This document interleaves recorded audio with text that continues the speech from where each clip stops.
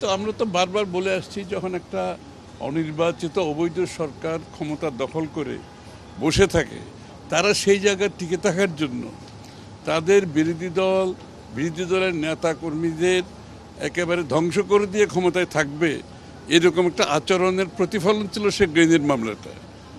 এবং তারা একটা অবসরপ্রাপ্ত সরকারি কর্মকর্তাকে বসিয়ে পুনর্বার ইনভেস্টিগেশনের জন্য, যেটা অলরেডি ইনভেস্টিগেশন হয়ে গেছে, উদ্দেশ্যমূলকভাবে একটা অবসরপ্রাপ্ত কর্মকর্তাকে এনে তাদের দলীয় মানুষ আবার ইনভেস্টিগেশন নতুনভাবে করে, তাই যেভাবে তারা বিরোধী দলের নেতা কর্মী এবং বিরোধী দলকে ধ্বংস করার প্রক্রিয়ার অংশ হিসাবে যেটা ছিল গ্রেনেড মামলা, তো স্বাভাবিকভাবে আজকে দেশে আইনের শাসন আসলে এটার প্রতিফলন ঘটেছে আজকে।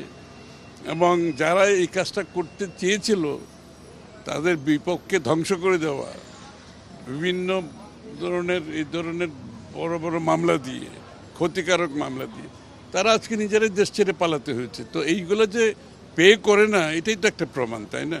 চলে আসবেন, উনি তো সব মামলা ইচ্ছা করলে তো অনেকের মামলা খারিজ করে দিয়েছেন একটা সরকারি অর্ডার প্রক্রিয়ার মাধ্যমে, সেটা উনি করতে চাচ্ছেন না।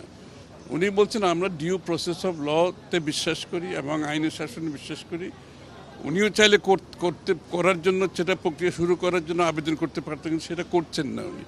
উনি চাচ্ছেন কোর্টের মাধ্যমে, ডিউ প্রসেস অফ লর মাধ্যমে আইনের শাসন যে বলতে যেটা আমরা বোঝাই, সেইভাবে মামলাগুলো শেষ করে উনি চলে আসবেন।